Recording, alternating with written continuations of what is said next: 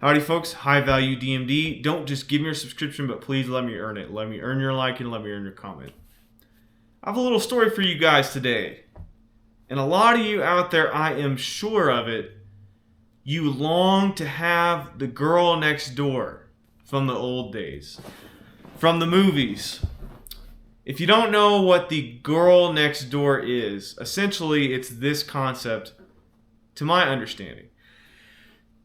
You're from a small town, and there's only so many people out there to date and to meet.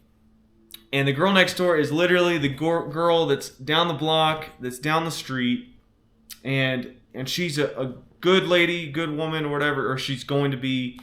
And it's one of those things that naturally you guys would end up with each other. Okay, that's at least how you'd see it in the movies. So something about me is I'm from a rural town in the Bible Belt. Real small place. My grandparents are pretty well known in the community.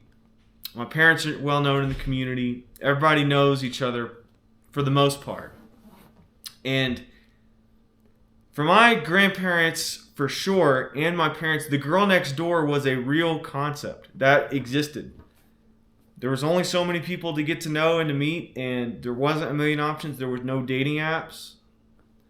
You met somebody at church, or you had somebody introduce you to somebody that went to another church, or maybe you went down the road to the local college, took a couple classes, and you met your wife. That's how it worked. And I'm going to tell you a story about my cousin. So I've got this cousin, right? She's probably about 2-3 years older than me. Probably no more than 4 years older than me. And I don't know what all went on. Like I didn't hang out with her. She's not in my age group, right? She went to a different school down the road along with my other cousin who's a guy who's my age. They went to a school down the road in a small little country town. I went to the bigger school in the main town, right? And I remember my mother telling me about how my cousin, female cousin, was going to Las Vegas. Just going to Las Vegas with a bunch of her girlfriends. And she would be going to someplace in Mexico, Puerto Vallarta, I think it is, Vallarta. She'd be going on these trips, and my mom was telling me how some guy was essentially inviting them along. This is before MGTOW. Keep in mind, this was before the red pill. None of this existed at that time. This is probably maybe 10 years ago, 12 years ago. So she's 19, 20, going to a big college in Texas at that point, and she's getting invited to go to these places with some dudes, right? That I don't think they had really met before. And do you know what facilitated those trips? If you guessed Instagram, you would be correct. So you have, in this day and age, it's more common for people to go several hours away to college.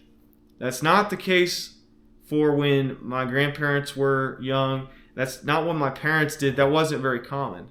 But nowadays, you got people going to these bigger colleges to seek experiences, to seek these party-like atmospheres, to seek Greek life. That just wasn't a thing back in the day. So you have that aspect of it. And then you have the social media aspect that is introduced. And you have, what this results in is you have normal people connecting, by normal I mean rural America, small town America people that are being connected with some really wealthy individuals whenever they want to be connected to. This rich individual just DM'd my cousin. I'm sure that's how it went. Just DM'd her. And you look at your Instagram profiles and it tells you a story, or at least paints a picture of what somebody wants you to think they're like. And I'm sure my cousin went on this guy's profile and started looking, and he may have had a picture with a car. He looked rich, at least. For a lot of young women out there, impressionable women that that aren't grounded, that are looking just for a good time, that's all it takes, guys. That's all it takes. And so, if you want the girl next door, like, what chance do you really have? What are the odds that you're actually going to land somebody like that? And my cousin's now married, which is great. Like, I support marriage. I think that is the right thing to do. She ended up marrying a guy from back home that's actually younger than me. But not married at a young age. Not married, like my grandparents were married at 16 and 18, I think. My parents were married at 23, both 23. Not that early. Everybody has to get their experiences in. Everybody has to do all these adventures. And for my situation, I ended up just getting engaged and set to be married later than I anticipated. I think God has a plan for that, and I'm grateful. I'm absolutely grateful for where I am. And I'm with an absolutely wonderful woman. I won the lottery. Really, I did. She is great.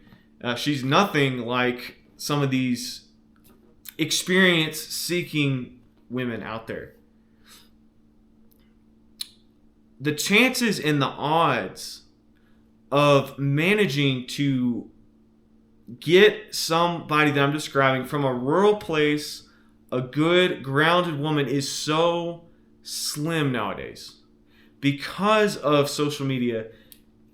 I mean, really, like, what chance do you have? I'm late 20s now. I'm now getting established. I'm a dentist, if you didn't know that. So, dating, when I got into dental school, naturally became a little bit easier as I started to settle into myself, to my rhythm, into my career that was on the horizon. If you're a 19-year-old guy, you're a 20-year-old guy, and you're from little podunk nowhere, and you don't have anything to your name, and you want to be like my grandparents and also find a woman that doesn't have anything to her name, that's just trying to build a life together, just trying to have a couple kids and a house and live a good life. Good luck, man. Good luck, Chuck, because everybody nowadays has to have all of this stuff you see on social media. Back in the day, not everybody was exposed to wealth. They weren't able to see what wealth was like. Perhaps you had that one friend that had their parents had a nice house and a nice pool. You had that one friend, and you got to see for a second what wealth was like. Or maybe you saw that rare instance of somebody driving a supercar, a nice souped-up Z06 Corvette, or even a Lambo or something. That was all you saw of wealth pre-internet. Sure, you saw movies and stuff, but those weren't normal people with that stuff. You know what I'm saying? Nowadays, on YouTube, you just have people that are making TikToks or YouTube videos, people that have their kids like unwrapping toys and making millions of dollars. And people are able to see what other people have so much easier. How can you compete with that? In order to find somebody that is humble, that is low maintenance in today's world, that right there is a very, very incredible task. Everybody is able to see each other's vacations on Instagram and Facebook. You can upload your cars. You can upload all of these things to compare to, and most women are going to want the nice stuff.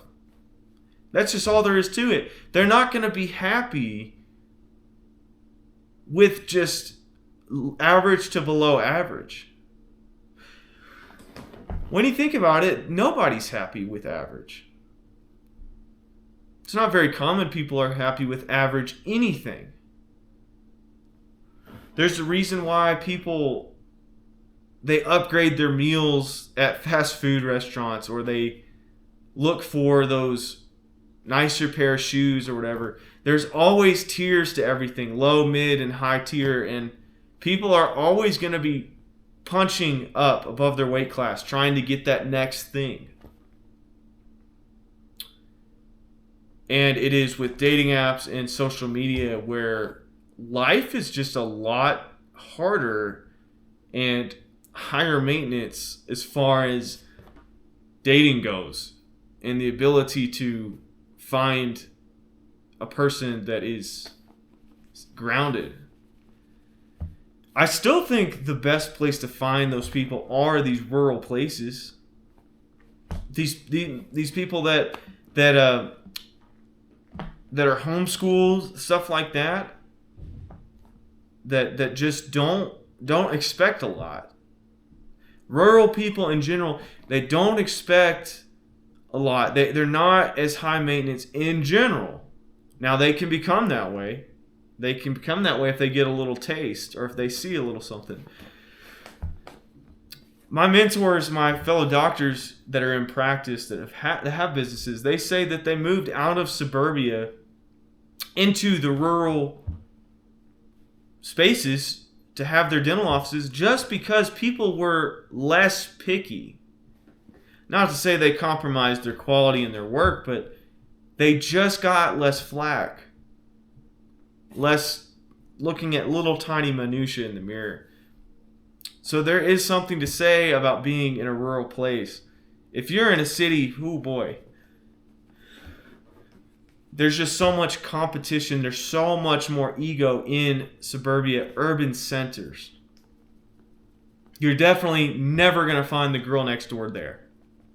That just does not exist in those places. You're going to find by two ways. Like how I did, I got on an app and I got really lucky by God's hand. Or you're going to go to a rural area. You're going to insert yourself into the community and you are still going to get lucky. But most certainly not cities, most certainly not suburban areas. Isn't that crazy how that works? How somebody with a little bit of influencer, this was before influencers really, before social media clout, with a little bit of social media clout, they just messaged up my relative and they had them swooped off to Vegas and all these trips with her little friends, because you know that spreads. You DM one person and then they talk amongst their friends and they feel special and they feel wanted, and then all the person has to say is, yeah, bring your friends, bring a couple of your friends. It's a very interesting world we live in now, and hopefully this isn't completely doom and gloom. There is hope. You can find the girl next door. It is still possible, but it is just that much harder. And with that, I will leave you. I hope I earned your subscription. I hope I earned your like, and I hope I earned your comment. Let me know what you think below. Until next time.